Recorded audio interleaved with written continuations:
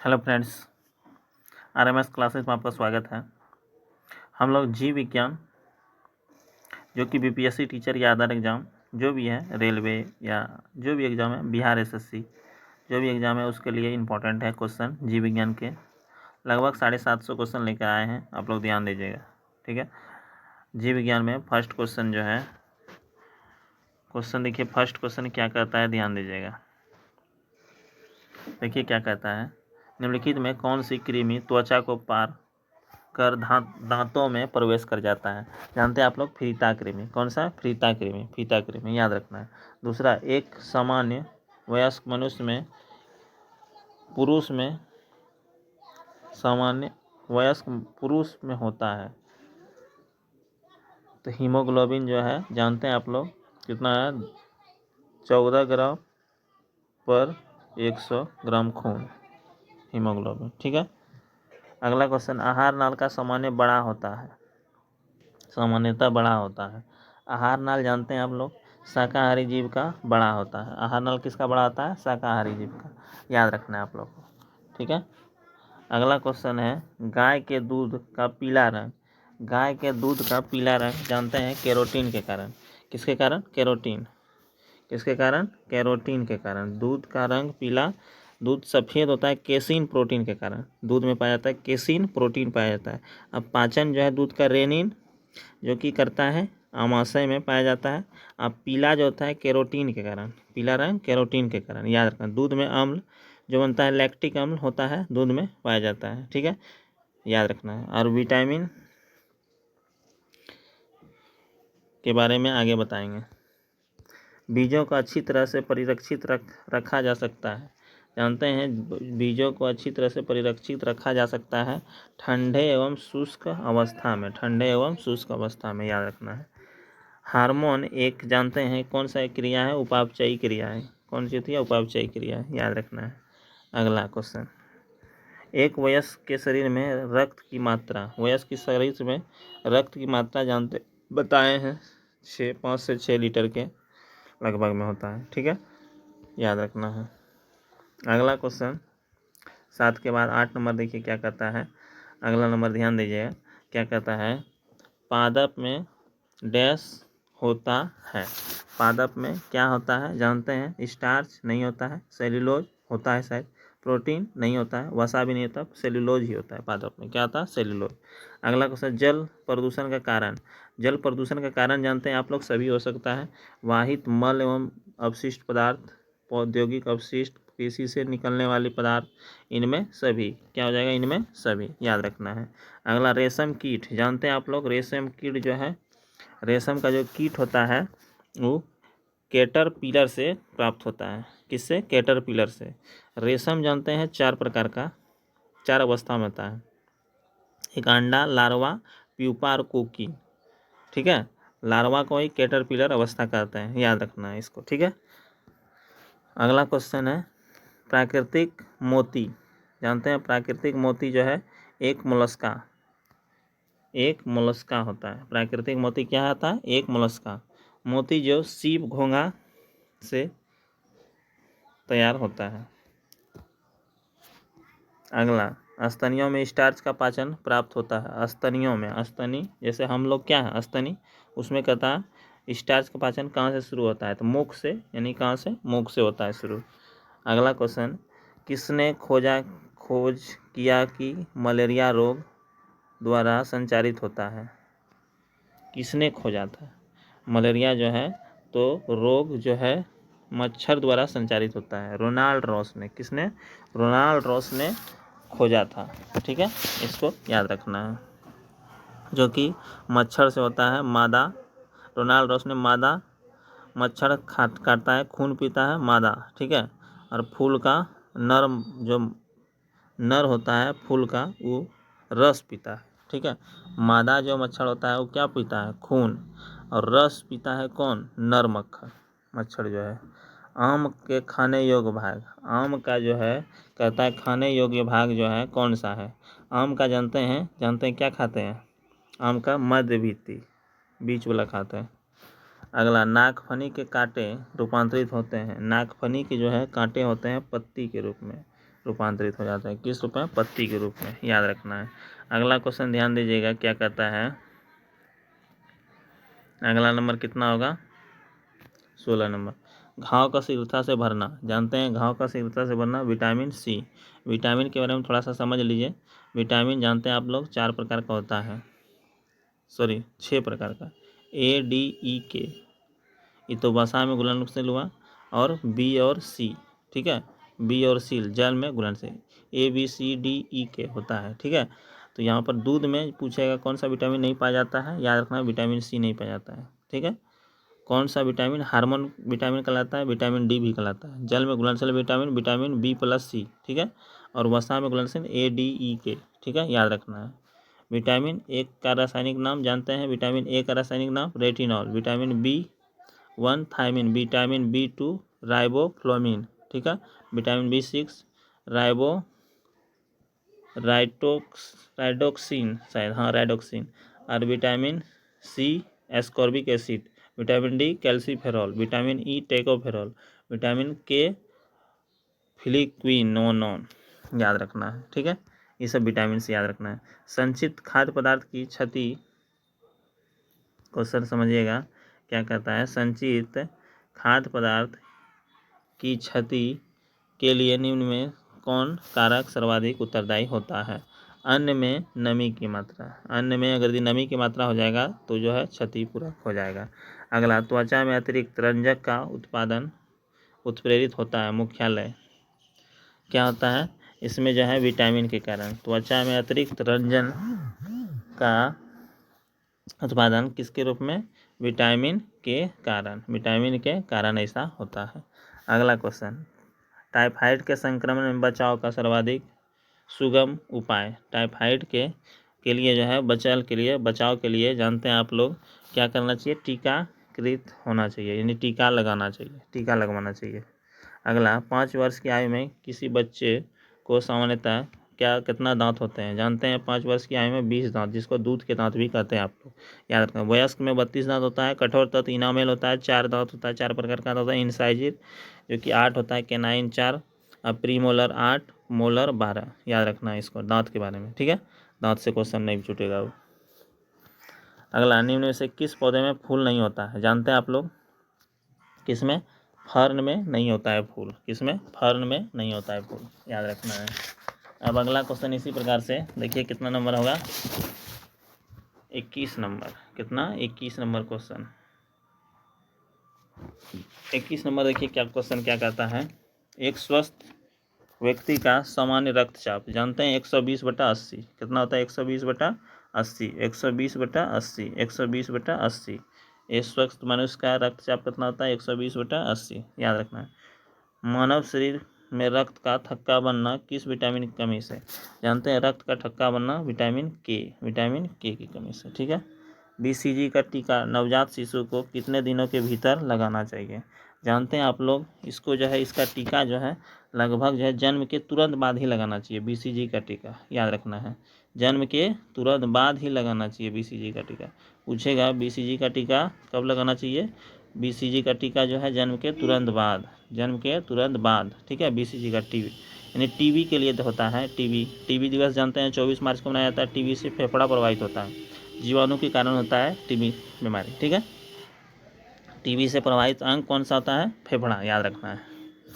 अगला question 25 number, पादप कोशिका जंतु कोशिका से किस प्रकार भिन्न होता है?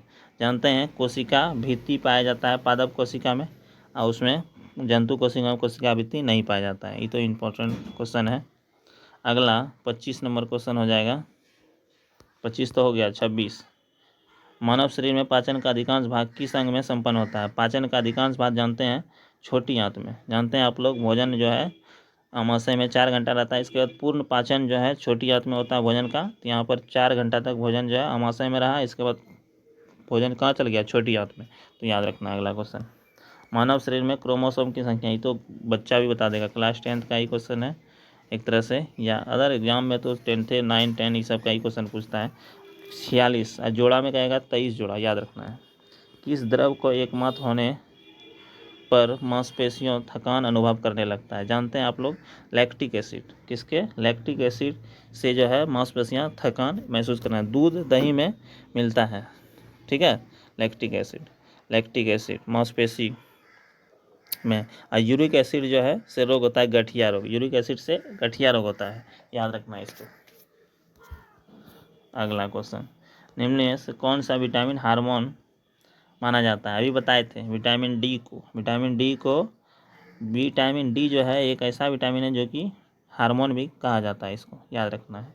अगला क्वेश्चन क्या कहता है 30 नंबर, मानव शरीर में ऑक्सीजन की पूर्ति। अगला क्वेश्चन कहता है मानव शरीर में ऑक्सीजन की पूर्ति किसके माध्यम से होती है? मानव शरीर में ऑक्सीजन की पूर्ति लाल रक्त कोशिका के माध्यम से, यानी आरबीसी की मदद से होती है। जानते हैं आप लोग आरबीसी एरिथ्रोसाइड इसको कहा जाता है, ठीक है। और सफ़ेद को ल्यूकोसाइड कहता है, और प्लेटलेट्स को थ्रोम्बोसाइड, ठीक है, याद रखना है।